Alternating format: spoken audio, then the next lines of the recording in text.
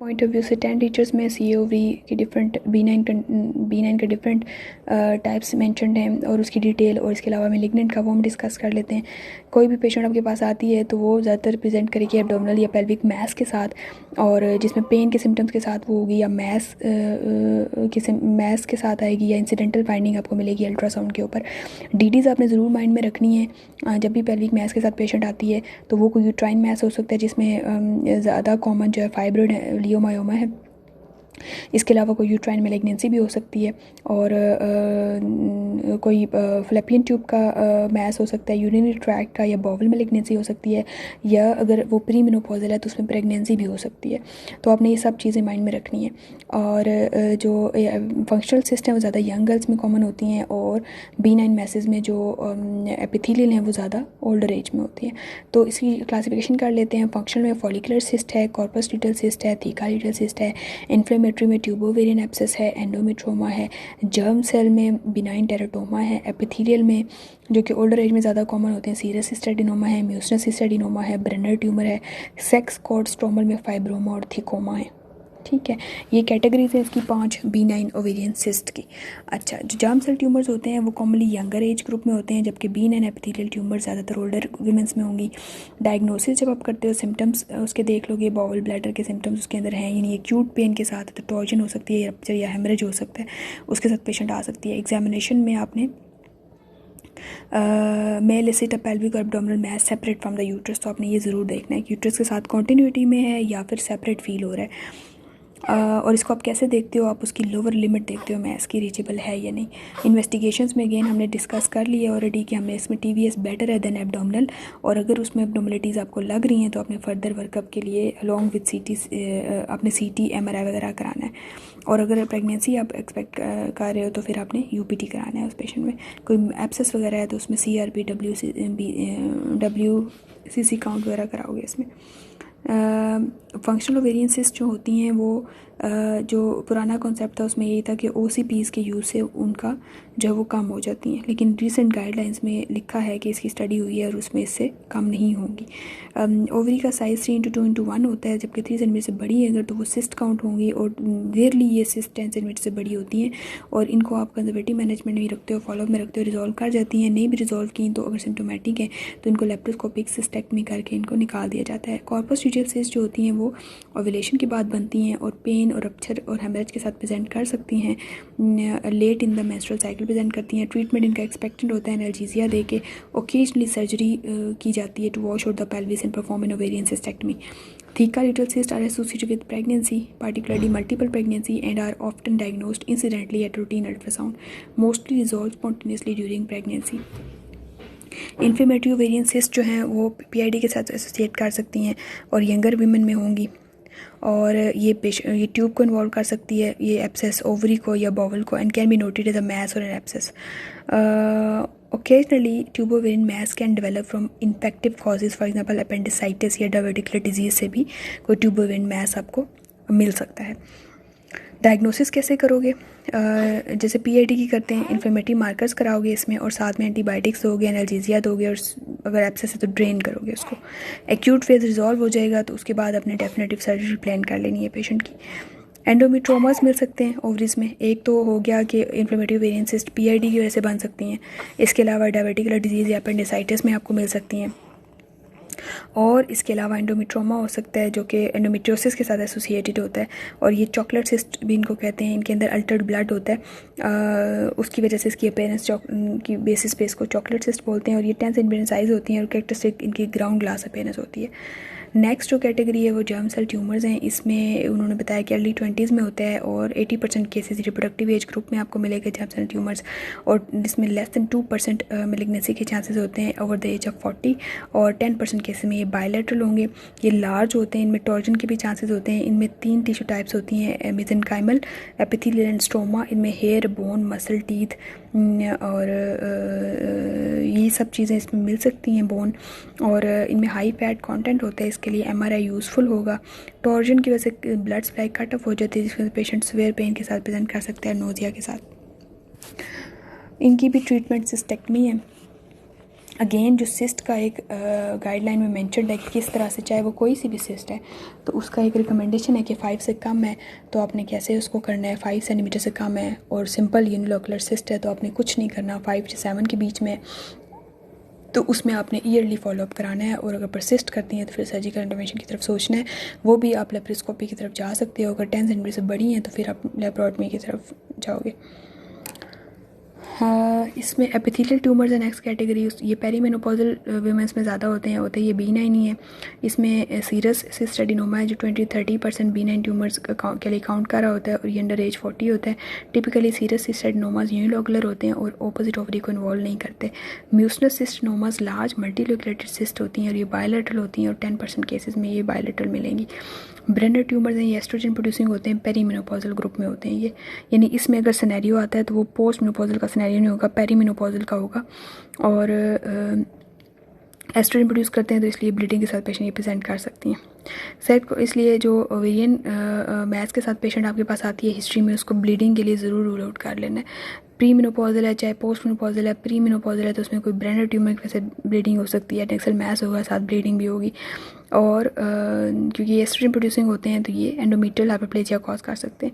और इसके अलावा पोस्ट मेनोपॉजल ग्रुप में जो ज़्यादातर देखा गया वो सेक्ट और स्ट्रोमल ट्यूमर होते हैं जिसमें थिकोमाज हैं जो एस्ट्रोजन अगेन प्रोड्यूस करते हैं और ये पोस्ट मेनोपॉजल ब्लीडिंग के साथ प्रेजेंट कर सकती हैं पेशेंट्स। और हालांकि ये थिकोमाज B9 होते हैं लेकिन ये एंडोमेट्रियल CA कॉज करते हैं जिसकी वजह से ब्लीडिंग होगी पेशेंट में। जो ओवेरियन फाइब्रोमास हैं ये मीक सिंड्रोम के साथ एसोसिएट कर सकते हैं, इसमें प्लूरल इफ्यूजन होती है, एसाइटिस होंगी और ओवेरियन मैस होगा साथ में। और इसके फाइब्रोमा के रिमूवल के साथ ही ये सिम्टम्स रिजॉल्व कर जाते हैं साइंस। मेलिग्नेंट ओवेरियन ट्यूमर्स जो हैं ये second ovarian cancer second most common gynaecological malignancy है। मीन एज प्रेजेंटेशन 64 है और यानी 1 in 70। और इसका जो है यंग एज देखे जाएँ तो under the age of 35 3% chance होता है ओवेरियन कैंसर्स का पेशेंट्स के अंदर। और इनमें जो इटियोलॉजी है इसकी, तो इसकी ज़्यादातर 80% केसेज जो ओरिजिनेट कर रही होती हैं ओवेरियन कैंसर्स वो ओवेरियन एपिथेलियम से ओरिजिनेट करते हैं। Other cell types include germ cells and sex stromal and are discuss later. epithelial ovarian cancer is due to malignant transformation of ovarian epithelium। और इसमें देखा गया है कि जो स्पोरेडिक होते हैं उसमें suppression of tumour suppression gene P16 P15 की सप्रेशन हो जाती है और ओवर एक्सप्रेशन होती है उनको जीन्स की HER2 की। और ये स्पोरेडिक एपिथेलियल ओवेरियन कैंसर्स होते हैं। जो हेरिडिटी होते हैं उसमें जर्म लाइन म्यूटेशंस होती हैं BRCA1 के अंदर, BRCA2 और साथ में लिंच सिंड्रोम होता है, heredity non polyposis colorectal cancer. ये 3 फॉर्म्स होती हैं हेरिडिटी ओवेरियन कैंसर्स की जो 10 to 15% केसेस में कंट्रीब्यूट कर रही होती हैं। जो इटियोलॉजी है उसमें इंसेस्ट ओव्यूलेशन थ्योरी होती है, रिपीटेड ओव्यूलेशन की वजह से ओवेरियन एपिथेलियम की प्रोलिफरेशन मैलिग्नेंट ट्रांसफॉर्मेशन हो जाएगी, उसमें उसको रिपीटेड ट्रॉमा मिलेगा एपिथेलियम को। यानी कि जो नली पेरिस पेशेंट्स होती हैं अर्ली मेनार्क जिनमें होता है लेट मेनोपॉज, इसमें ज़्यादा मेंसेस होते हैं और ज़्यादा ओवेरियन ट्रॉमा होगा इन पेशेंट्स में, ज़्यादा मैलिग्नेंसी के चांसेस होते हैं। एक्सेस गोनाडोट्रोपिन थ्योरी है जिसमें high levels of oestrogen which in turn leads to epithelial proliferation and malignant transformation of ovarian epithelium. कुछ फैक्टर्स हैं जो डिक्रीज रिस्क करेंगे ओवेरियन कैंसर का, जिसमें मल्टी पैरिटी है, जितने ज़्यादा बच्चे होंगे तो मेंसेस कम होंगे उतना ज़्यादा ओवरीज को ट्रॉमा कम मिलेगा।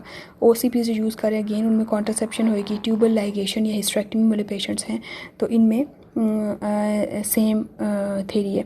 Increase risk of ovarian cancer जो है नली पैरिटी है, IUCD, क्योंकि OCPs जो है ड्यूहर्स में ये मेंशन्ड है कि OCPs के यूज़ से जो केसेस हैं ओवेरियन जो सिस्ट हैं वो कम, ओवेरियन CS का जो चांस है वो कम होता है। तो लेकिन recently IUCD prefer method of contraception है तो इसकी वजह से देखा गया है कि जितना ज़्यादा IUCD यूज़ होगा इन प्रैक्टिस में उतना OCPs का यूज़ कम हो जाएगा, जिसकी वजह से इंक्रीज रिस्क होगा ओवेरियन कैंसर्स का। इसीलिए रिस्क फैक्टर्स में जो इंक्रीज रिस्क ओवेरियन कैंसर है उसमें IUCD भी लिखा हुआ है। नली parity, IUCD, endometriosis, cigarette smoking and obesity. Genetic factors in ovarian cancers 10 to 15% cases में हेरिडिटी ओवेरियन कैंसर कंट्रीब्यूट कर रहा होता है, जिसकी 3 फॉर्म्स होती हैं BRCA1, BRCA2 और लिंच सिंड्रोम। और lifetime risk of having an ovarian cancer is 1.4% and this rises to 1 in 20 or 5% if women have one family member affected and further increases to 40 to 50% if 2 first degree relatives are affected। Heredity cancers usually occur around 10 years before the sporadic cancers, क्योंकि sporadic cancers की mean as जो है presentation की वो हमने देखी है 64 है, तो इसकी जो मीन एज प्रेजेंटेशन की है वो 54 है। इसके अलावा मोस्ट कॉमन हेरिडिटी कैंसर जो है वो ब्रेस्ट कैंसर, ओवेरियन सिंड्रोम है, BRCA, accounting for 80 to 90% of the heredity cancers, and this syndrome is due to mutation of tumour suppressor genes. The most common is BRCA1 80% and BRCA2 15%। Lynch syndrome जो होता है वो भी heredity non polyposis colorectal cancer है, इसमें साथ में endometrial cancer होता है और 10% रिस्क ऑफ ओवेरियन कैंसर होता है इसके अंदर। हेरिडिटी एपिथेलियल वेन कैंसर जो हैं वो ज़्यादातर देखा गया है कि वो एडिनोकार्सिनोमास होते हैं और ये लेटर स्टेजेस में प्रेजेंट करते हैं और इनका इम्प्रूव सर्वाइवल होता है और ये बेटर रिस्पॉन्ड करते हैं टू प्लैटिनम कीमोथेरेपी। एडिनोकार्सिनोमास होते हैं हेरिडिटी वाले ज़्यादातर। मैनेजमेंट जिनकी फैमिली हिस्ट्री होती है वेन कैंसर की कैसे करेंगे, उनकी पेडिग्री मालूम करेंगे, फैमिली हिस्ट्री उनकी डिटेल लेंगे और अगर उसमें पॉजिटिव आती है तो उनकी हम जेनेटिक टेस्टिंग करते हैं इन पेशेंट्स की BRCA1 BRCA2 के लिए, और अगर ये पॉजिटिव आ जाती है तो उनकी प्रोफिलैक्टिकली जो है बायलेटरल सेल्पिंग ओवेक्टमी परफॉर्म कर दी जाती है। अभी रिसेंटली बायलेटरल सेल्पिंजेक्टमी की जाती है और लेटर ऑन जाके ओफरेक्टमी कर देते हैं, क्योंकि पहले ये रिकमेंडेशन थी कि आप ओफरेक्टमी करते थे और till the age of menopause आपने इन पेशेंट्स को HRT देनी होती थी 50-51 ईयर्स तक। लेकिन अभी चूँकि ओवरीज़ के जाने से उन बोन हेल्थ डिस्टर्ब होती है, जो बाकी पोस्ट मेनोपॉजल सिम्टम्स आना शुरू हो जाते हैं उनमें, तो इन पेशेंट्स को इसलिए फिर ये देखते हुए अब रिसेंटली सेल्फिजेक्टमी परफॉर्म की जाती है। और सेकेंडली क्योंकि इनका ओरिजिन कैंसर्स का ट्यूब से होता है जो कि लेटर माइग्रेट करके ये सेल्स ओवरीज़ में जाते हैं, और तो इसलिए सेल्फिजेक्टमी परफॉर्म करने के कुछ अर्से के बाद जब मेनोपॉज की एज आ जाती है, मेनोपॉज हो जाता है, तो उसके बाद इनकी ओफरेक्टमी कर दी जाती है।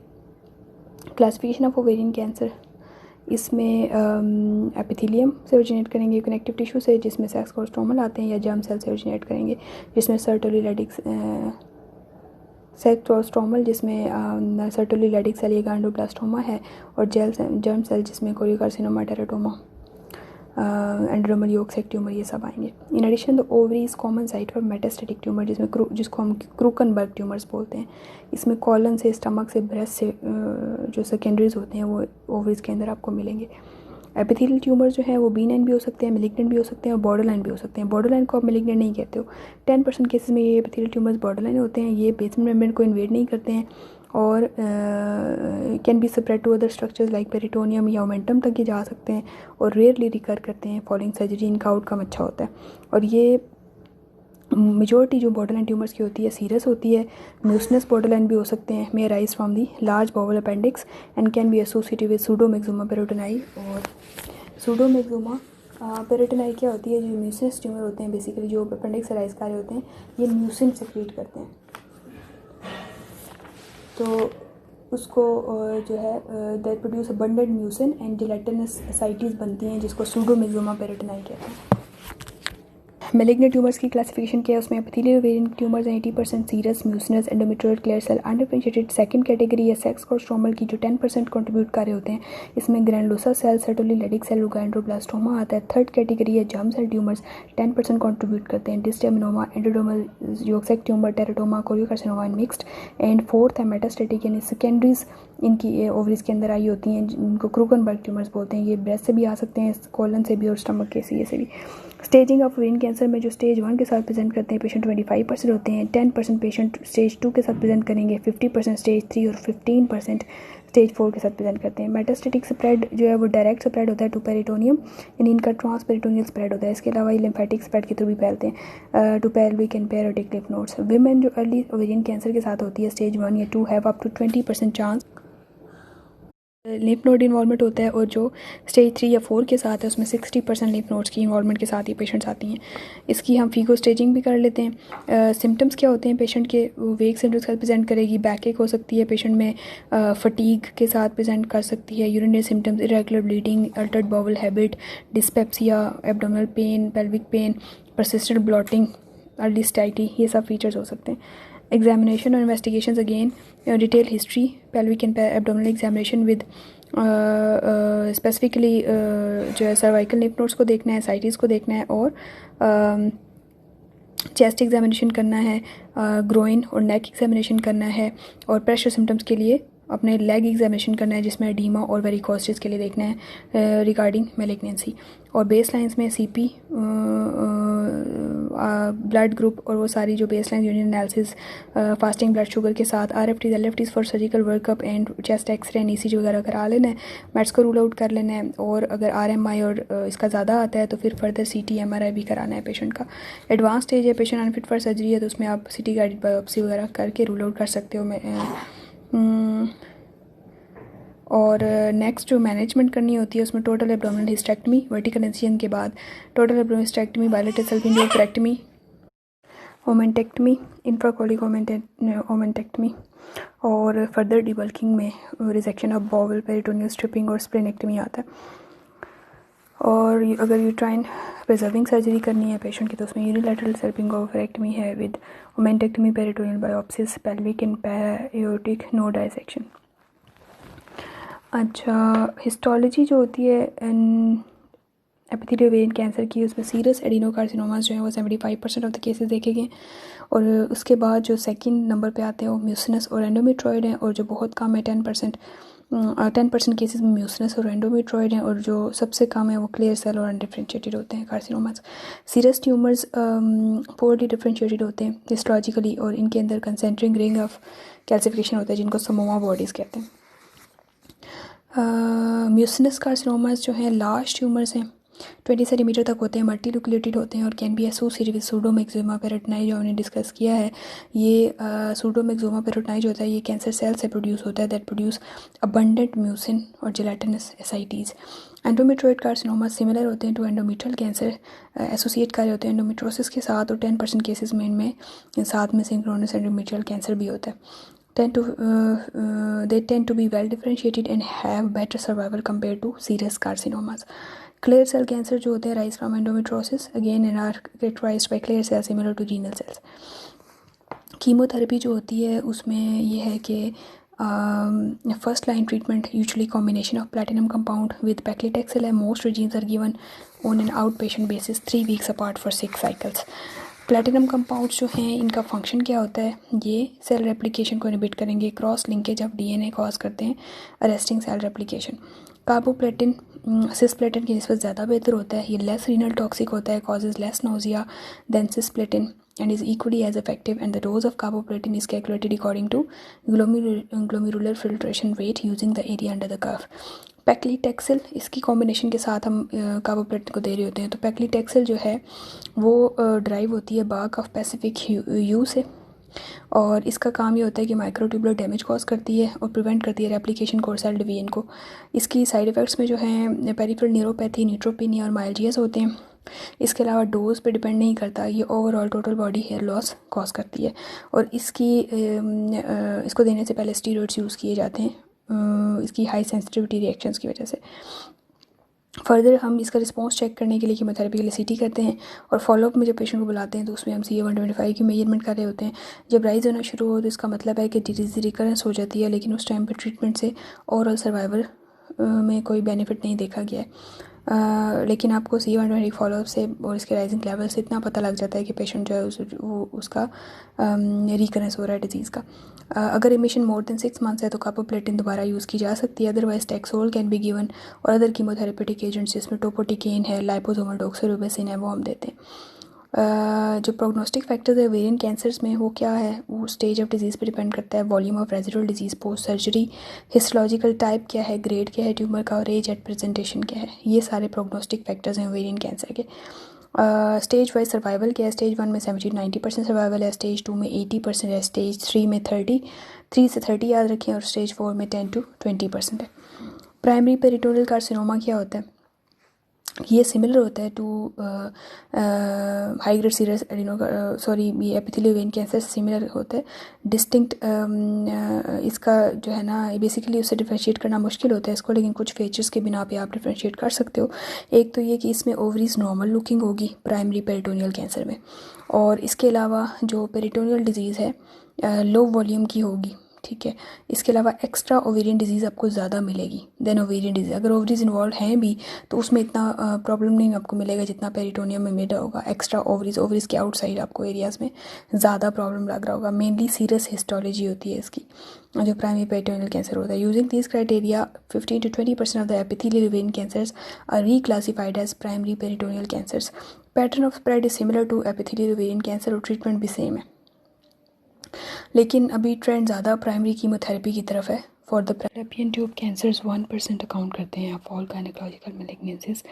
मोस्ट ऑफ द केसेस जो एपिथेलियल वेन कैंसर्स होते हैं वो फैलोपियन ट्यूब से ओरिजिनेट कर रहे होते हैं, लेकिन जो फैलोपियन ट्यूब कार्सिनोमा है वो उनको कहते हैं जिस केस में जो ट्यूमर है वो सेल से माइग्रेट करके ओवरी की तरफ नहीं जाते बल्कि कन्फाइंड रह जाते हैं फैलोपियन ट्यूब्स के अंदर, तो उसको हम फैलोपियन ट्यूब कार्सिनोमा कहते हैं। बाकी ट्रीटमेंट इसका सेम है। सेक्स कॉर्ड स्ट्रोमल ट्यूमर जो होते हैं इसमें ये 10% ऑफ ओवेरियन ट्यूमर्स होते हैं और 90% of all functional hormone producing tumours को कंट्रीब्यूट करते हैं ये सेक्स कॉर्ड स्ट्रोमल ट्यूमर्स। इनमें ग्रैनुलोसा सेल ट्यूमर होता है, सर्टोली रेडिक सेल ट्यूमर आता है और इनका प्रोग्नोसिस ओवरऑल अच्छा होता है और लो मैलिग्नेंट पोटेंशियल होता है इनके अंदर। अगर तो ये एस्ट्रोजन प्रोड्यूसिंग ट्यूमर है ग्रैनुलोसा सेल ट्यूमर तो around the age of menopause होते हैं और एब्डोमिनल ब्लीडिंग के साथ प्रेजेंट करती हैं ये पेशेंट्स। और इसके अलावा ये Sertoli Leydig cell tumour precocious puberty के साथ प्रेजेंट करता है। तो डिपेंड करता है ये कौन सा हार्मोन प्रोड्यूस कर रहे हैं उनकी बेसिस पे इनके पेशेंट के अंदर सिम्टम्स आते हैं। एक होता है जिसे जुवेनाइल ग्रैनुलोसा सेल ट्यूमर बोलते हैं, ये यंग गर्ल्स में होता है अंडर 10 ईयर्स ऑफ एज और प्रिकोशियस प्यूबर्टी कॉज करता है। Overall granulosa cell tumours are most common sex cord stromal tumours होते हैं, accounting for about 70% of sex cord stromal tumours. Presentation hormone के ऊपर डिपेंड करती है और इनकी जो प्रेजेंटेशन है उसमें abnormal uterine bleeding, post menopausal bleeding या प्रिकॉशियस प्यूबर्टी होगी। ग्रैनुलोसा सेल ट्यूमर जो है वो लार्ज पेल्विक मैस के तौर पर प्रेजेंट करते हैं with pain due to torsion और haemorrhage. Sertoli Leydig cell tumour androgens produce करते हैं और 50% ऑफ द केसेस और पेशेंट्स इनमें पेल्विक मैस के साथ आएंगी। साइंस ऑफ विरलाइजेशन होती हैं, amenorrhoea, deep voice, hirsutism. Occasionally इस ग्रुप के अंदर एस्ट्रोजन भी ये प्रोड्यूस कर सकते हैं Sertoli Leydig cell tumour. Rarely renin causing hypertension. Most sex cord tumour जो होते हैं यूनिलैटरल होंगे, ovarian masses measuring up to 15 centimetre in diameter. Histologically इनको देखें तो ये सॉलिड ट्यूमर होते हैं और with haemorrhage inside and cut surface के अंदर येलो होगी due to high level of steroid production. Granulosa cell tumours को वो प्रोड्यूस करते हैं इनहिबिन और उसको हम फॉलोअप सर्वेलेंस के लिए यूज़ कर सकते हैं इस ट्यूमर मार्कर को। ट्रीटमेंट जो इनका होता है यंग गर्ल्स के अंदर unilateral salpingoophorectomy, uterine sampling and staging is sufficient. और इसके अलावा ओल्डर ग्रुप जो होता है उसमें फुल स्टेजिंग, सर्जिकल स्टेजिंग की जाती है। ग्रैनुलोसा सेल ट्यूमर्स रिकर कर सकते हैं मैनी ईयर्स के बाद, तो इनिशियल प्रेजेंटेशन के बाद ये दोबारा से इनकी रिकरेंस भी होती है, तो लॉन्ग टर्म फॉलोअप ज़रूरी होता है। रिकरेंस यूजुअली वेल डिफाइंड होगा रिकरेंस ट्यूमर जो सा होता है और surgery mainstay of treatment. और जर्म सेल ट्यूमर्स जो हैं ये 10% अकाउंट कर रहे होते हैं। Malignant germ cell tumours young girls में होते हैं मोस्टली और ये प्राइमोडियल जर्म सेल से अराइज करते हैं विद इन द ओवरी और इनमें कोई भी सेल टाइप हो सकती है। इनकी management basically fertility preserving surgery होती है, यंग गर्ल्स में होती है। इसके अलावा और कीमोथेरेपी होती है। मोस्ट कॉमन प्रेजेंटिंग सिम्टम्स इनके pelvic mass and 10% present acutely with torsion और haemorrhage and due to age incidence some present during pregnancy. 70% जो जर्म सेल ट्यूमर होते हैं स्टेज 1 होती है, उनकी स्प्रेड इनका लिम्फेटिक्स के थ्रू होता है और ब्लड बोर्न होता है। डिसजर्मिनोमास आते हैं, इसमें 4 तरह की क्लासिफिकेशन में पड़ी थी। डिसजर्मिनोमा है, एंडोडर्मल यॉर्क सेल ट्यूमर है, टेराटोमा है, कोरियोकार्सिनोमा, ये सब इसकी कैटेगरी में आती हैं जर्म सेल ट्यूमर्स में। तो जो डिसजर्मिनोमा है इसका जो ट्यूमर मार्कर है ना वो बीटा एसीजी है। इसके अलावा कोरियोकार्सिनोमा बीटा एसीजी और जो एंडोडर्मल यॉर्क सेल ट्यूमर है, इमेच्योर टेराटोमा, ये अल्फा फीटोप्रोटीन प्रोड्यूस करेंगे। Dysgerminoma 50% of all germ cell tumours account करता है, बायलैटरल होगा 20% ऑफ केसेस में और इसका ट्यूमर मार्कर मैंने ऑलरेडी मेंशन करी beta HCG. Endodermal yolk cell tumour जो है ये अकाउंट करेगा 15% of all the germ cell tumours और ये रेयरली बायलैटरल होता है और इसका ट्यूमर मार्कर अल्फा फीटोप्रोटीन है। They present with large masses which will often present acutely with torsion और रप्चर और spread endodermal yolk cell tumour का जो होता है वो लेट इवेंट होता है और लंग्स की तरफ स्प्रेड करेगा endodermal yolk cell tumour. Immature teratomas जो ये डिपेंड करता है, मेच्योर भी होता है, इमेच्योर होता है और ये अकाउंट करते हैं 15 to 20% of malignant germ cell tumours और 1% ऑफ ऑल टेराटोमास जो है इमेच्योर टेराटोमा काउंट करेगा। अबाउट 1/3 जो होते हैं टेराटोमास वो अल्फा फीटोप्रोटीन एक्सक्रीट कर रहे होते हैं। ओकेजनली में मेलिग्नेंट ट्रांसफॉर्मेशन भी होती है टेराटोमास के अंदर, और मोस्ट कॉमन सेल टाइप जो होती है जो ट्रांसफॉर्म होती है इसके अंदर एपिथेलियम होती है, usually squamous cell carcinoma. Non gestational choriocarcinoma जो है ये रेयर होता है और यंग गर्ल्स के अंदर होगा, इरेगुलर ब्लीडिंग के साथ प्रेजेंट करती है पेशेंट्स और बीटा एसटी प्रोड्यूस करता है। ट्रीटमेंट अगर इसकी देखें तो जर्म सेल ट्यूमर जो है वो चूँकि यंग गर्ल में लार्ज ट्यूमर्स के साथ भी रैपिडली ग्रोइंग होगा। अगर आप इसकी सिम्टम्स की बेसिस पे देखें तो पेशेंट प्रेजेंट करती है डर्मोइड की उसमें पिक्चर होगी, लेकिन रैपिडली ग्रोइंग होगा और लार्ज सॉलिड ट्यूमर होता है। ट्यूमर मार्कर्स में अल्फा फीटोप्रोटीन रेज्ड मिलेगा आपको, और एमआरआई हेल्पफुल होता है। CT scan of the abdomen आप करा सकते हो लिवर और लिम्फेटिक स्प्रेड देखने के लिए। All patient should have chest xray to rule out pulmonary mets. इसका अगर ट्रीटमेंट की बात करें फर्टिलिटी प्रिजर्विंग सर्जरीज में करते हैं, और यंग गर्ल्स होती हैं सस्पेशन ऑफ मैलिग्नेंसी के साथ होते हैं ये वाला ट्यूमर, तो इसलिए इसमें फ्रोजन सेक्शन एनालिसिस जो है वो ज़रूरी होता है, और इसके लिए पेशेंट को पहले से काउंसिल करते हो रिगार्डिंग बायलेटरल स्लिपिंग ओवरेक्टमी। कोई भी कंडीशन हो सकती है पार ऑपरेटिवली, तो आप पहले से पेशेंट को काउंसिल करके रखते हो। पोस्ट ऑपरेटिव कीमो जो है डिपेंड करता है स्टेज के। स्टेज 1 डिस्टर्मिनोमास जो होते हैं low grade teratomas are treated by surgery alone and 5-year survival is in excess of 90%. For the remainder of tumors and for patients with disease outside ovary, जैसे बाकी ट्यूमर्स में आ जाता है कोरियो कार्सिनोमा हो गया, या उसमें जो है वो एंडोडर्मल योग से ट्यूमर है तो उसमें कीमोथेरेपी दी जाती है, और उसमें जो कॉम्बिनेशन कीमोथेरेपी है उसमें सिस्प्लेटिन ब्ल्यूमाइसिन एंड नीटोपोसाइड BEP का कॉम्बिनेशन होता है, और ये कोर्स ऑफ 3 to 4 ट्रीटमेंट्स होते हैं ओवर 3 weeks अपार्ट, और लॉन्ग टर्म क्योर रेट्स इसके 90% है। And if the patient has recurrent disease, 90% will usually present in the first year following diagnosis, and salvage chemotherapy has very good success. Ovaries के B9 disorders की बात करें तो ड्यूहर्ट्स में जो B9 कंडीशन अभी तो 10 टीचर्स में मैंने बताया है। नेक्स्ट अगर ड्यूहर्ट्स में अगर आप देखें तो उसमें एनाटमी मेंशन्ड है, और एनाटमी में ओवरीज जो है वो लैटरल पेल्विक साइड वॉल्स के साथ अटैच हुई होती है by suspensory ligament containing the ovarian vessels, और कॉर्नो जो होता है यूट्रस का कॉर्नो जहाँ पे फ्लैपियन ट्यूब्स अटैच होती हैं यूट्रस के साथ, यूट्रस की बॉडी के साथ, उसको कॉर्नो बोलते हैं। तो कॉर्नो के साथ ये अटैच होता है by ligamentous condensation of broad ligament, उसके थ्रू ये अटैच हुए होते हैं ovaries to the uterus. Ovary का साइज 3 into 2 into 1 सेंटीमीटर होता है, और रेस्टिंग या इनएक्टिव स्टेट में, और will increase in size during physiological stimulus, और श्रिंक कर जाती है मेनोपॉज के बाद।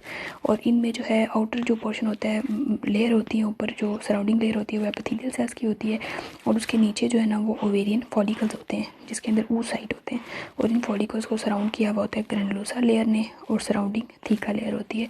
और बीनीथ द कॉर्टिकल लेयर जिसमें सारे फॉलिकल्स पड़े होते हैं मेडुलरी पोर्शन होता है, और उस मेडुला के अंदर हाइलम होता है जिसमें वेसल्स एंटर करी होती हैं थ्रू द मेसोवेरियम, जो मेजेंट्री होती है ओवरी की उसके थ्रू।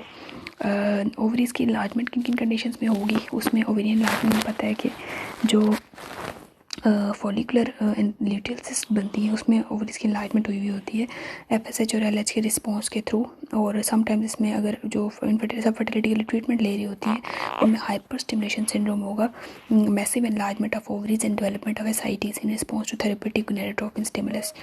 पॉलीसिस्टिक ओवरीज इसके अलावा उसमें एनलार्जमेंट होती है ओवरीज की, जिसका क्राइटेरिया रोटेंडम क्राइटेरिया हम डायग्नोज करते हैं, और patients it is based on the ultrasound findings of peripheral distribution of 10 or more follicles of 2 to 8 millimeter in diameter with increased ovarian volume and associated endocrine criteria भी होता है साथ में। Ovarian pregnancy हो सकती है, रेयर है, 1 in 25,000 है, और इसमें फीचर्स एक्स्ट्रा यूट्राइन प्रेगनेंसी के हो सकते हैं, पेशेंट रिप्रेजेंट करती हैं, और bleeding from the corpus luteum, और ये प्री ऑपरेटिव डायग्नोसिस की मुश्किल होती है। इसको पर ऑपरेटिवली देखते हैं, सर्जिकल रिमूवल होता है इसका, और मोस्टली थ्रू द लेप्रोस्कोपिकली आप कर सकते हो, और समटाइम्स ओवरी भी साथ में ही रिमूव करनी पड़ती है। ओवेरियन एंडोमेट्रोसिस जो है इसमें एंडोमेट्रोमास मिलेंगे, chocolate cyst due to alter blood within the ovary, और although medical management possible होती है with smaller cyst. Larger endometriomas जो से होते हैं उसके लिए सर्जिकल ट्रीटमेंट होती है। ओवेरियन ट्यूमर्स अगेन हमने B9 डिस्कस कर रही हैं, epithelial germ cell, sex cord stromal, inflammatory conditions होती हैं कुछ, तो इन सब में जो है इलाजमेंट हुई हुई होती है। B9 ट्यूमर्स ओवरऑल 85% कंप्राइज कर रहे होते हैं ऑफ ऑल ओवेरियन न्यूप्लाज़म्स, और इन 85% में जो म्यूसिनस सिस्ट एडेनोमास होते हैं वो 50% होते हैं, और सीरस 25% और 10% टेराटोमास होते हैं। इसके अलावा जो है there are other soft tissue tumours that are not specific to ovary such as fibromas. Corpus luteum cyst हमने ऑलरेडी डिस्कस कर लिया, 3 सेंटीमीटर से बड़ी साइज़ हो जाता है अगर ओवरी का, तो वो सिस्ट में होगा साइज़ के अकॉर्डिंग। अगर हम अल्ट्रासाउंड के ऊपर देख रहे हैं तो 3 सेंटीमीटर से बड़ा साइज़ होता है इसका। 95% केसेस रिपीट अल्ट्रासाउंड करते हैं at 6 to 8 weeks and will show that structure has disappeared and normal ovarian function ensues. तो हम इसको फॉलोअप में रखते हैं, कंजर्वेटिव मैनेजमेंट करते हैं, और अगर ये लार्जर सिस्ट हैं तो लेप्रोस्कोपिकली रिमूव करेंगे। मेच्योर सिस्टिक टेराटोमास जो है ये भी हमने ऑलरेडी डिस्कस कर लिया, यंगर एज ग्रुप में ज़्यादा ये कॉमन है, और इसमें हर तरह के टिश्यू टाइप होती हैं, मेसेनकाइमल और एक्टोडर्म, एंडोडर्म, मेसोडर्म।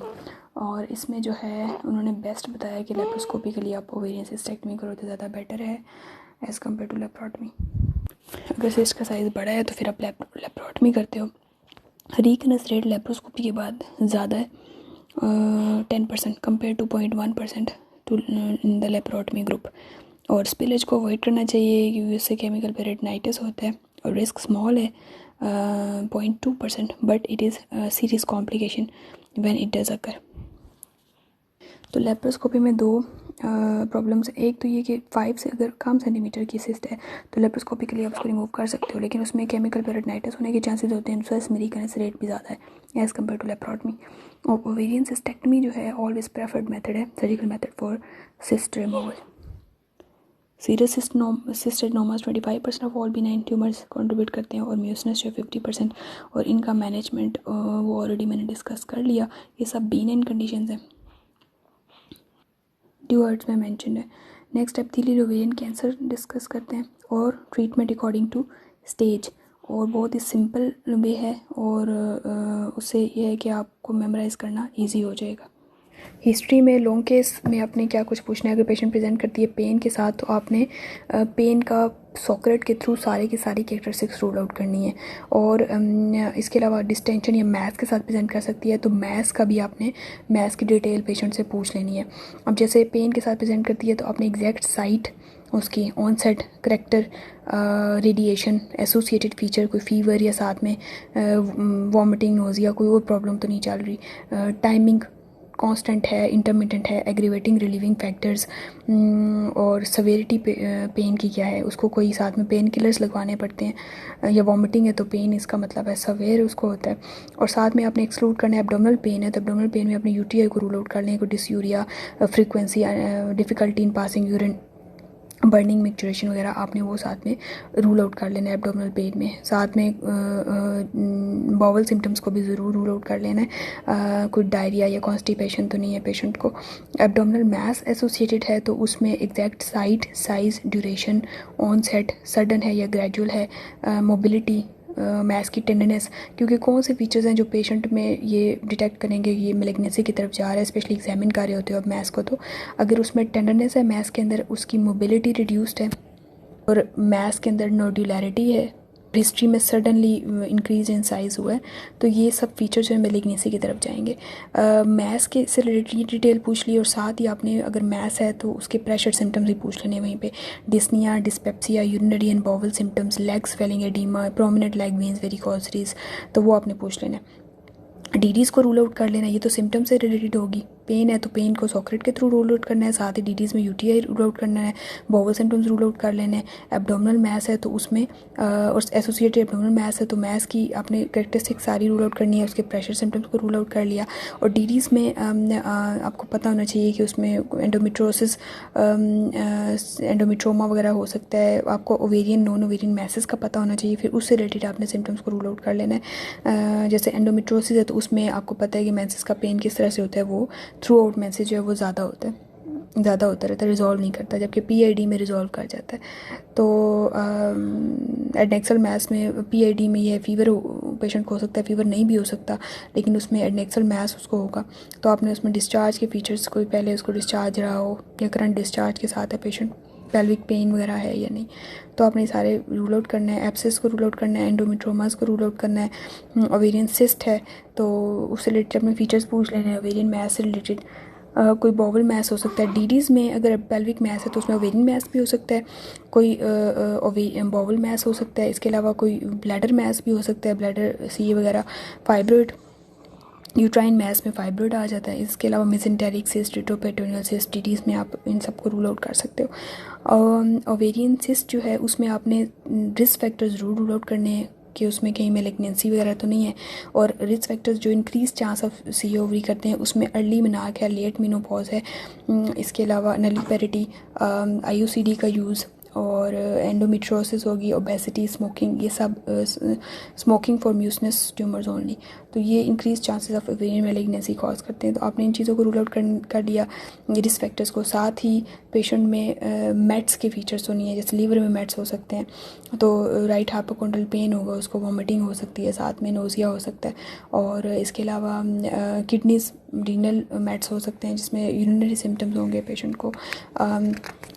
इसके अलावा पल्मोनरी में shortness of breath, chest pain के साथ पेशेंट प्रेजेंट कर सकती है। और रेक्टल सिम्टम्स जिसमें रेक्टल पेन हो सकता है, ब्लीडिंग हो सकती है, कोई sense of incomplete evacuation patient को हो सकता है। तो आपने ये सारे फीचर्स उसको रूल आउट कर लेने, यानी कि चेस्ट के, लीवर के, रीनल, ब्लैडर, रेक्टल मेट्स। साथ ही आपने एक्सक्लूड मेलिग्नेंसी को एक्सक्लूड करने के लिए आपने weight loss, loss of appetite, family history of malignancy जिसमें ओवेरियन, एंडोमेट्रियल, ब्रेस्ट और कॉलन का कैंसर फैमिली में हो सकता है, वो रूल आउट करना है मस्ट। और इसके साथ ही आपने उससे रूल आउट करना है कोई कंसल्टेशन तो नहीं हुई प्रीवियस डॉक्टर को जिसने अल्ट्रासाउंड किया हो, और साथ ही कोई ट्यूमर मार्कर्स वगैरह कराए हो तो उससे रिलेटेड ब्लड टेस्ट पूछ लेने हैं। कोई फर्दर वर्कअप के लिए उसने टेस्टिंग कराई हो डॉक्टर ने, CT स्कैन या, और इस हॉस्पिटल में उसका वर्कअप किया हुआ है, टेस्ट, ब्लड टेस्ट हुए हैं, अल्ट्रासाउंड, CT, MRI, कोई उसको सर्जरी का प्लान है या कोई कीमोथेरेपी का प्लान है तो टीके लगने हैं उसको, तो वो आपने उससे पूछ लेना। गायनी हिस्ट्री में HMB, फाइब्रोइड को रूल आउट करने के लिए, क्योंकि पेल्विक मैस के साथ पेशेंट आई है, वो फाइब्रोइड भी हो सकता है, कोई बाउल मैस हो सकता है, कोई ब्लैडर मैस हो सकता है, कोई नॉन ओवेरियन में कोई पैराट्यूबल सिस्ट हो सकती है, ट्यूब ओवेरियन एब्सेस हो सकती है, कोई डायबिटिकुलर मैस हो सकता है, वो रूल आउट कर लेना है। और इसके अलावा medical history, surgical, socio economic, obstetrical history लेनी है उससे, फैमिली मेडिकल, पर्सनल और ड्रग हिस्ट्री ले लेनी है। जनरल फिजिकल एग्जामिनेशन में BMI इंपॉर्टेंट है, obesity is associated with increase risk of malignancy. इसके अलावा सर्वाइकल इंग्वाइनल लिम्फेडिनोपैथी इन पेशेंट में ज़रूर देखनी है। प्रेशर सिम्टम से रिलेटेड अगर मैस भी है साथ में तो पीटल एडिमा और लेग वेरिकोसिस इंपॉर्टेंट है। बाकी चेस्ट में प्लूरल एफ्यूजन, मीक सिंड्रोम के लिए अगर B9 ट्यूमर है तो उसमें जो फाइब्रोमा है उसमें क्या होता है कि प्लूरल एफ्यूजन होती है, एसाइटीज़ होती हैं, और साथ में ओवरीज के अंदर फाइब्रोमा होगा, और फाइब्रोमा के रिमूवल के साथ ही एसाइटीज़ रिजॉल्व कर जाती हैं। तो चेस्ट में उसके लिए देखना है प्लूरल एफ्यूजन। इसके अलावा अगर मेलिग्नेंसी है तो उसमें भी मेट्स के तौर पे वहाँ पे चेस्ट में फ्लूइड हो सकता है। तो आपने दोनों सूरतों में चाहे B9 मेलिग्नेंट चेस्ट ऑस्कल्टेट करनी है फॉर इफ्यूजन, क्रेप्ट्स एंड ब्रेस्ट और हार्ट रूटीन में करोगे। और एब्डोमिनल मैस के लिए आपने उसका एग्जैक्ट साइज़ लेना है। ट्रांसफर वर्टिकल डायमीटर में फंडल हाइट के थ्रू आप ले सकते हो कि इसकी इतना फंडल हाइट उसकी मेजर करते हो, कह सकते हो कितना मैस है। लोअर लिमिट रीचेबल है या नहीं, अगर नहीं रीचेबल तो कोई यूट्राइन मैस है जिसके साथ ही इनकॉन्टिन्यूटी है, और अगर रीचेबल है तो कोई ओवेरियन मैस, नेक्सल मैस हो सकता है। इसके अलावा उसकी सॉलिड कंसिस्टेंसी है या सिस्टिक है, मोबिलिटी, टेंडरनेस, ये सब चीज़ें आपने उसकी देख लेनी है। ग्रॉसली डिस्टेंडेड एब्डोमेन है तो फ्लूइड थ्रिल कर लो, अगर नहीं डिस्टेंडेड तो शिफ्टिंग डायलिसिस करें। सारे विस्रास को पल्पेट करना है विस्ट्रोमेगैली के लिए और मेट्स के लिए, कोई वहाँ सेकेंडरी मेलिग्नेंसिस तो नहीं है। स्पेकुलम एग्जामिनेशन करना है पेशेंट का, डिस्चार्ज देख लेना है, अगर सर्विक्स इंटैक्ट है उसका, कोई उस पर कोई ग्रोथ वगैरह नहीं तो पैप स्मीयर लेना है उसका, और डिस्चार्ज है तो उसके HVS ले लेना है, ठीक है। ब्लीडिंग के लिए देख लेना है। बाय मैनुअल करना है जिसमें यूट्रस का साइज़, पोजीशन, मोबिलिटी, टेंडरनेस वगैरह देखनी है। और अगर मैस आपको फील होता है तो उसकी जो है वो मूव करता है यूट्रस के साथ या नहीं, अगर साथ मूव करता है कोई फाइब्रोइड वगैरह हो सकता है, और अगर नहीं करता तो कोई एडनेक्सल ओवेरियन मैस हो सकता है। एडनेक्सा के अंदर अपने फुलनेस के लिए देख लेना है, एसाइटीज़ में फुलनेस होगी या एडनेक्सल मैस होगा तो फुलनेस होगी एडनेक्सास में। इफ़ एसाइटीज़ या मैस तो फिर दोनों में आपको फुलनेस मिलेगी। पारेक्टल एग्जामिनेशन करना है अगर पेशेंट में आप मेलिग्नेंसी सस्पेक्ट कर रहे हो या पेशेंट कोई रेक्टल सिम्टम्स आपको बता रही है, दोनों सूरतों में आपने उसकी पर रेक्टल एग्जामिनेशन कर लेना है इंडेक्स फिंगर से। डोर्सल पोजीशन में आइडली सिम्स में होता है। इन्वेस्टिगेशंस बेसलाइन कराओगे, इसमें blood group, full blood count, urine complete examination, fasting blood sugar if available, hepatitis otherwise random, hepatitis B surface antigen and THC आपने ये उनसे पूछ लेने हैं। और साथ ही स्पेसिफिक टेस्टिंग जो कराओगे उसमें जो है एक तो ट्यूमर मार्कर्स TVS, और अगर उस पर सस्पिशन है तो फिर अपने फर्दर CT MRI उनसे पूछ लेना है वो पेशेंट का अगर हुआ हुआ है। बाकी रूटीन में जो टेस्टिंग या अगर पेशेंट में मेट्स की सस्पिशन है तो RFTs LFTs या फॉर सर्जिकल वर्कअप भी आप ये करा लेते हो, ठीक है। तो आपने वो सारे टेस्ट इसके ECG एक्सरे वगैरह करा लेना है। एक्सरे स्पेसिफिकली सेकेंडरी मेट्स के लिए भी आप कराओगे पेशेंट का। अगर ECG पे कोई एबनॉर्मलिटी आती है तो एको भी आपने उससे डिमांड कर लेना है। नेक्स्ट जो है RMI कैलकुलेट ज़रूर करना है पेशेंट का, इन पेशेंट्स में मिस नहीं करना RMI, स्पेशली पोस्ट मेनोपॉजल है तो आपने RMI ज़रूर कैलकुलेट करना है और उसकी बेसिस पे देखना है। और बाकी ट्यूमर मार्कर्स हैं, C125 का नॉर्मल लेवल 0 से 35 यूनिट्स पर ml है, बीटा SAG लेस दैन 5 मिली इंटरनेशनल यूनिट्स पर ml है, alpha fetoprotein is less than 10 nanogram पर ml, इनेबिन A प्री मिनोपॉजल में 97.5 पिकोग्राम पर ml है, पोस्ट मिनोपॉजल में should be less than 6.9 picogram पर ml, CA19 90 to 37 यूनिट्स पर ml। ये पेनकेटाइटिस में और जॉन्डिस में रेस्ट मिलेगा CA19 9। अगर RMI 200 से ज़्यादा आता है तो इनको आपने कैंसर सेंटर रेफ़र करना है। आइडियली गायनेकोलॉजिकल ऑन्कोलॉजिस्ट जो है वो इसकी सर्जरी करेगी। और अगर लो रिस्क है तो हॉस्पिटल में ही जो एक्सपर्ट गायनेकोलॉजिस्ट है वो सर्जरी परफॉर्म कर सकती है इसकी। लेप्रोटमी के स्टेप्स के हैं mid line incision, Asiatic fluid और पेरिटोनियल वॉशिंग्स फॉर साइटोलॉजी, जिसमें 100 ml 0.9% नॉर्मल सेलाइन आप इंस्टिल करते हो, उसको सिरिंज में ले लेते हो, 10 ml ऑफ फ्लूइड होना चाहिए। और इसके अलावा उसका कलर ब्लड स्टैंड है या नहीं वो नोट कर लेना है। थोरो इंस्पेक्शन ऑफ विस्ट्रास की करनी है, पेल्विक नोड सैम्पलिंग कर लेनी है, एनलार्ज्ड एंड तो THPSO परफॉर्म करनी है विदोमेंटेक्टमी। इंट्रा ऑपरेटिवली आपने देखना है कि कैप्सूल रप्चर है, ट्यूमर सरफेस के ऊपर तो नहीं है, तो ये सब चीज़ें आपने उसमें नोटिस कर लेना है। और लिम्फ नोड्स को आपने फॉलोअप में देखना है, लिम्फ नोड्स का एसाइटिक फ्लूइड फॉर साइटोलॉजी जो भिजवाई थी फॉलोअप में देख के उस पर अगर एबनॉर्मलिटीज़ वगैरह आती हैं तो फर्दर अपने मल्टी डिसिप्लिनरी टीम में इन पेशेंट्स को डिस्कस कर लेना है on the basis of histopathology report and cytology report. ड्यू हर्ट्स में जो सेंसिटिविटी लिखी हुई RMI की 72 है और स्पेसिफिसिटी 92 है। एओटा की जो है सेंसिटिविटी वो 93 है and specificity is 81%। CA125 raised होता है एपिथेलियल सेल ट्यूमर्स में। CEA जो है वो GAT ट्यूमर्स में रेज्ड होगा, इसके अलावा म्यूसिनस ट्यूमर में मिलेगा। Alpha fetoprotein is raised in embryonal carcinoma and endodermal yolk sac tumour. Mini teratoma में रेज्ड होगा, एंडोडर्मल यॉर्क सैक ट्यूमर में रेज्ड होता है अल्फा फीटोप्रोटीन। बीटा SAG जो है वो कोरियो कार्सिनोमा में है और डिस्टर्मिनोमा में रेज्ड मिलता है। LDH का इनिबिन का डिस्टर्मिनोमा में लिखा हुआ है, तो ये सब पता होना चाहिए कौन सा ट्यूमर मार्कर किस ट्यूमर में रेज्ड होगा। गाइडलाइंस एडेक्सल मैसेज के लिए क्या कहती हैं, प्री मेनोपॉजल के लिए डिफरेंट हैं और पोस्ट मेनोपॉजल के लिए डिफरेंट है। प्री मेनोपॉजल वीमेन जो आपके पास प्रेजेंट करती हैं 10% वीमेन के अंदर जो है सर्जरी हुई होती है ओवेरियन मैसेज के लिए। इनमें चांसेस 1 in 1000 होता है मैलिग्नेंसी का। At the age of 40 before menopause इनमें चांसेस जो हैं बढ़ जाते हैं मैलिग्नेंसी के, 1 in 3000 हो जाता है। और टाइप्स अगर एडनेक्सल मैसेज की देखें तो उसमें ओवेरियन होते हैं, नॉन ओवेरियन होते हैं, इसके अलावा प्राइमरी मैलिग्नेंट होते हैं और सेकेंडरी होते हैं। जो ओवेरियन है उसमें फंक्शनल है जिसमें theca luteal cyst, follicular cyst, corpus luteal cyst आती हैं, और इसके अलावा इन्फ्लेमेटरी जिसमें ट्यूबुलर वेन एब्सेस और एंडोमेट्रोमास हैं। जर्म सेल ट्यूमर में टेराटोमा हो सकता है B9, और इसके अलावा जो सेक्स कॉज ट्रॉमल है उसमें thecoma and fibroma and epithelial में serous cystadenoma, mucinous cystadenoma and Brenner tumours आते हैं। ये सब इसकी क्लासिफिकेशन है। प्राइमरी नॉन जो ओवेरियन एडनेक्सल मैसेज हैं उसमें हाइड्रोसेल्पिंग्स है, पैराट्यूबल सिस्ट है, पेरिटोनियल सूडोसिस्ट है, पेल्विक किडनी है, या डायवर्टिकुलर एब्सेस मैस हो सकता है, या एब्सेस हो सकती है कोई।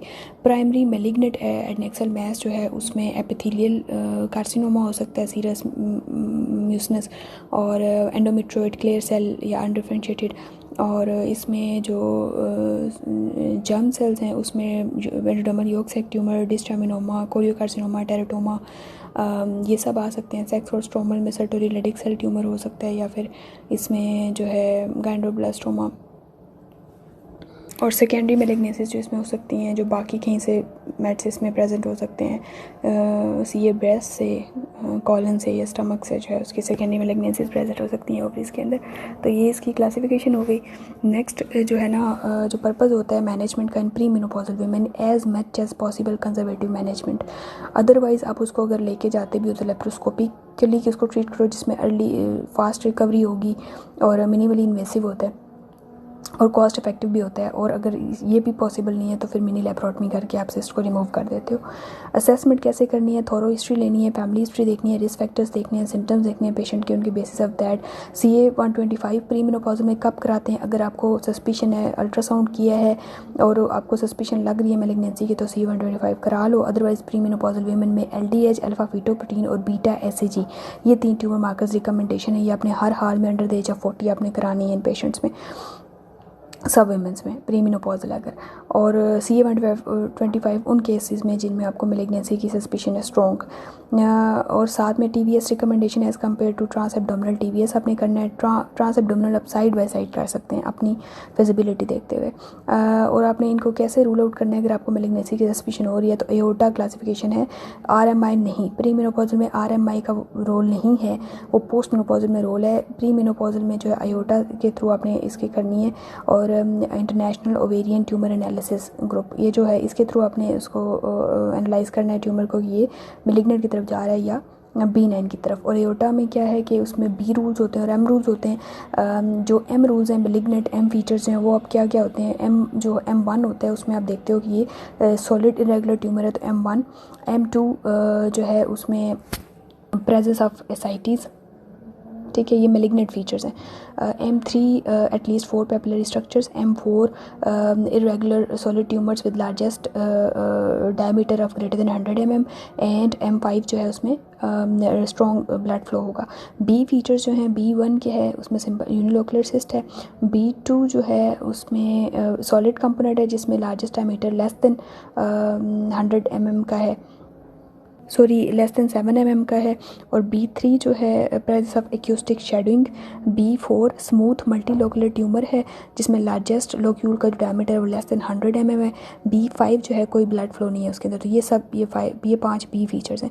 अगर पेशेंट में M फीचर्स हैं तो मेलिग्नेंसी होगी, अगर B फीचर्स हैं तो वो B9 ट्यूमर होगा। और अगर M और B फीचर्स दोनों प्रेजेंट हैं या दोनों ही नहीं है तो ये ऐसा ट्यूमर है, इसको क्लासीफाई नहीं कर सकते। और ऐसे ट्यूमर को बेहतर है कि आप मेलिग्नेंट लाइन पर ट्रीट करो, क्योंकि 40% चांसेस होते हैं इनके मेलिग्नेंट होने के। तो यानी 20% केसेस में हम एओर्टा सिस्टम में मिस कर देते हैं ट्यूमर्स को डायग्नोज करने में कि ये B9 है या मेलिग्नेंट है।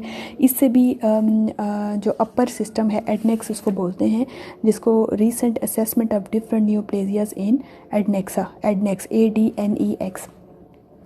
इसमें ये होता है कि एओर्टा से भी ये थोड़ा मज़ीद एडवांस है, जिसमें ये होता है कि आपने उसमें पेशेंट में एज उसकी और इसके अलावा ऑन्कोलॉजी सेंटर में उसका रेफरल है या नहीं, मैक्सिमम डायमीटर लियन का कितना है, maximum diameter largest solid part का कितना है, मोर देन 10 लोक्यूल्स हैं या नहीं, येस और नो आप करते हो और साथ में आगे लिखते हो, उनके बॉक्सेस फिल करते हो, नंबर ऑफ़ एप्लेशंस कितनी हैं, एक्यूस्टिक शेडोइंग है यानी एसाइटीज़ हैं यानी CA 125 का क्या लेवल है। और उसके रिजल्ट्स की बेसिस पे इसमें आप देख लेते हो कि ट्यूमर्स की जो हैं वो डिफरेंट टाइप्स के कितने रिस्क हैं, मतलब रिस्क ऑफ मेटास्टेटिक कैंसर कितना है इस पेशेंट में, रिस्क ऑफ स्टेज 2 या 4 ओवेरियन कैंसर कितना है, रिस्क ऑफ स्टेज 1 कितना है, रिस्क ऑफ बॉर्डरलाइन ट्यूमर कितना है, रिस्क ऑफ मेलिग्नेंसी कितना है, और चांस ऑफ B9 होने के चांसेस कितने हैं। तो ये पूरा आपको डाटा प्रोवाइड कर देता है आप जब ये पेशेंट का डाटा एंटर करते हो। तो इसको एडनेक्स सिस्टम बोलते हैं, ये थोड़ा एडवांस है। और बाकी प्री मेनोपॉजल में आपने जो रिकमेंडेशन है वो एओर्टा सिस्टम की, आपने इसके थ्रू रूल आउट करना है कि B9 है या मेलिग्नेंट है। अगर तो पेशेंट प्रेजेंट किया उसकी सिस्ट 5 सेंटीमीटर से कम है तो आपने कोई ज़रूरत नहीं है उसको फॉलोअप की। 5 to 7 है तो आपने उसको जो है लेप्रोस्कोपिकली आप रिमूव कर सकते हो और उसमें स्पिलेज अवॉइड करना है, रिट्रीवल बैग यूज़ कर लें बेहतर है। और इसके अलावा 7 सेंटीमीटर से अगर बड़ी है तो उसमें फिर आपने लेप्रोटमी की तरफ जाना है। पहले तो अगर 5 to 7 के बीच में है तो आपने उसको फॉलोअप पे रखना है और ये फॉलोअप आपने इसका ईयरली फॉलोअप कराना है। और उसमें अगर ये परसिस्ट करती है तो फिर सर्जिकल इंटरवेंशन की तरफ आपने बढ़ना है, जिसमें बेस्ट है कि लेप्रोस्कोपिकली उसको रिमूव करें। अगर 10 सेंटीमीटर से बड़ी है जैसे डर्म सिस्ट वगैरह, तो उसमें अपने लेप्रोटमी की तरफ जाना है। एस्पायरेशन से ये है कि वो आप अवॉइड करें जिस हद तक हो, सिस्ट की एस्पायरेशन अवॉइड करें, क्योंकि उसमें रिकरेंस के चांस बढ़ जाते हैं। 53 से 84% तक रिकरेंस होने के चांसेस होते हैं। और टिश्यू रिट्रीवल अगर आपने करना है तो बेहतर है कि आप अम्बिलिकल पोर्ट जो है उसके थ्रू आप टिश्यू को रिट्रीव कर लेते हो। पोस्ट मेनोपॉजल में क्या गाइडलाइंस हैं? प्री मेनोपॉजल में डॉपलर की वैसे ज़रूरत नहीं है, लेकिन अगर पेशेंट मेलिग्नेंसी सस्पेक्ट कर रहे हो तो फिर आप डॉपलर स्टडीज़ करा सकते हो। बाकी CT MRI की भी रिकमेंडेशन नहीं है सिंपल यूनिलैटरल सिस्ट के लिए। पोस्ट मेनोपॉजल में ये है कि आपने पेशेंट प्रेजेंट करे तो आप अवेयर रहें, अगर एक्यूट पेन के साथ है तो उसमें हेमरेज ट्रोजन के साथ पेशेंट आ सकता है। इनिशियल असेसमेंट में आपने उसका CA-125 और TVS मस्ट करना है। उसमें अगर कोई एबनॉर्मलिटी आती है तो नेक्स्ट आपने उसका CT स्कैन कराना है एक्सटेंट चेक करने के लिए। MRI की जहाँ तक बात है तो उसकी रिकमेंडेशन नहीं है, वो इस केस में कराओगे अगर आपको अल्ट्रासाउंड पे सस्पिशियस लग रही है, आपको नहीं समझ आ रहा तो आप नेक्स्ट MRI से गाइडेंस ले सकते हो। और हिस्ट्री आपने थॉरो लेनी है, उसमें फैमिली हिस्ट्री, सिम्टम्स पेशेंट के, रिस्क फैक्टर सब कुछ रूल आउट करना है। PA करना है, PV करनी है पेशेंट की, और उसमें RMI कैलकुलेट करना है, और फिर फर्दर आपने CT की तरफ जाना है। अप्रोप्रिएट टेस्ट आप करा लोगे अगर पेशेंट को इरिटेबल बाउल सिंड्रोम के सिम्टम्स हैं लास्ट 12 आवर्स के अंदर, 12 मंथ्स में उसको ये सिम्टम्स रहे हैं, उसमें फैमिली हिस्ट्री भी है, पेशेंट सिम्टोमेटिक भी है, और एट द एज ऑफ 50 से ऊपर उसकी एज है, तो इन पेशेंट्स को भी आपने डिटेल वर्कअप करना है फॉर मैलिग्नेंसी। CA-125 की जो है वो स्पेसिफिसिटी और जो है वो लो है, और इसके अलावा ये 80% ऑफ केसेस जो है ना उसमें डिटेक्ट कर लेगा मैलिग्नेंसी, लेकिन 20% जो है वो मिस हो जाती है मैलिग्नेंसी। और इसके अलावा जो इसमें और 50% स्टेज 1 डिजीज़ में ये रेज्ड होगा, बाकी ये नहीं होता है। CA-125 का ये है कि ये बाकी इन्फ्लेमेटरी कंडीशन में रेज्ड होगा, जिसमें एंडोमेट्रियोसिस है, सिरोसिस ऑफ लिवर है, नॉर्मल मेंसेस में भी ये रेज्ड मिलेगा, PID में रेज्ड होता है, इसलिए इसकी जो है इतना स्पेसिफिक नहीं है। CA-125 जो एंडोमेट्रोसिस की स्टेज 3 या 4 में बहुत ज़्यादा रेज्ड होता है, यानी पेशेंट के अगर इतने लेवल्स आ जाएँ तो आप ये सोचते हो कि शायद ये मैलिग्नेंसी है, लेकिन होती वो एंडोमेट्रोसिस है। तो इसलिए आपने अगर CA-125 को उसकी सिग्निफिकेंस चेक करनी है तो उसको फॉलोअप में लें, फॉलोअप टेस्टिंग करें इसकी। अगर ये ग्रेजुअली राइज कर रहा है तो फिर इसकी ये मैलिग्नेंसी की तरफ जा रहा है। अगर स्टैटिक लेवल्स हैं तो ज़्यादा चांसेस ये भी हो सकते हैं कि हो सकता है वो B9 हो, स्पेशली अगर वो प्री मेनोपॉजल वुमेन है। इसके अलावा जो है इसलिए CA-125 के साथ आपने उसके अल्ट्रासाउंड फीचर्स को कंबाइन करके RMI कैलकुलेट करना है पोस्ट मेनोपॉजल में। अगर किसी का एक्सपर्टाइज है तो आप एओर्टा के थ्रू भी रूल आउट कर सकते हो ये B9 मैलिग्नेंट है। RMI की 200 वैल्यूज़ कुछ जगहों पे ली जाती है, कुछ जगह पे 250, तो बेहतर है कि 200 यूज़ करो, रिकमेंडेशन ये है। इसकी सेंसिटिविटी और स्पेसिफिसिटी 78 और 87 है, जबकि जो अगर आप यूज़ कर रहे हो 250 कट ऑफ फॉर मैलिग्नेंसी तो उसमें सेंसिटिविटी और स्पेसिफिसिटी 95 और 91 है। लेप्रोस्कोपी का रिकमेंडेशन है, अगर 200 से कम RMI आता है तो फिर लेप्रोस्कोपी के लिए आप उसको रिमूव कर सकते हो, उसमें भी उसका स्पिलेज अवॉइड करना है। और अगर 200 से ज़्यादा आता है तो फिर आपने उसको लेप्रोटमी के थ्रू करना है। एक फ्लो चार्ट बना हुआ है, और पोस्ट मेनोपॉजल वुमेन्स में जो है CA-125 की रिकमेंडेशन है, बाकी ट्यूमर मार्कर्स आपने नहीं कराने। CEA जिसको कार्सिनो एम्ब्रियोनिक एंटीजन बोलते हैं, अल्फा फीटोप्रोटीन, HCG, LDH, इन सब की रिकमेंडेशन नहीं है पोस्ट मेनोपॉजल वुमेन में। और इसमें कैसे आपने प्रोसीड करना है, पेशेंट आए उसके पास उसकी जो सिस्ट है उसकी बेसिस और TVS की फाइंडिंग्स की बेसिस पे आपने RMI कैलकुलेट किया, 200 से कम आता है और सिस्ट सिंपल है, एसिम्टोमेटिक है, लेस दैन 5 सेंटीमीटर की है, यूनिलोकुलर है, तो आपने इसको जो है 4 to 6 मंथली फॉलोअप में रखना है। अगर 4 to 6 मंथ के फॉलोअप के बाद रिजॉल्व कर जाती है, वेल एंड गुड। अगर परसिस्ट करती है तो पेशेंट से डिस्कस करना है फॉर सर्जिकल इंटरवेंशन, और अगर ये इंक्रीज़ करती है तो अपने हर हाल में बायलैटरल सेल्फ एंजियोग्राफी परफॉर्म करनी है पेशेंट की। नेक्स्ट अगर RMI 200 से ज़्यादा आता है तो फिर आपने फर्दर वर्कअप करना है, CT वगैरह करना है, इसका MRI करना है, और मल्टी डिसिप्लिनरी टीम में उसको डिस्कस करना है, उसके बाद लेप्रोटमी प्लान करनी है। इन द केस के अगर हाई रिस्क सस्पिशन है तो फिर आपने इसका फुल स्टेजिंग प्रोसीजर होगा। इसका अगर लो रिस्क आता है तो पेल्विक क्लियरेंस, इसमें total abdominal hysterectomy with bilateral salpingoophorectomy, omentectomy और पेरिटोनियल वॉशिंग फॉर साइटोलॉजी लेना है। रिसेंट में जो कॉन्ट्रासेप्टिव पिल्स हैं उसके बारे में लिखा गया है कि वो जो सिस्ट हैं उनकी रिडक्शन में उनका कोई रोल नहीं है, प्रिवेंट नहीं करती।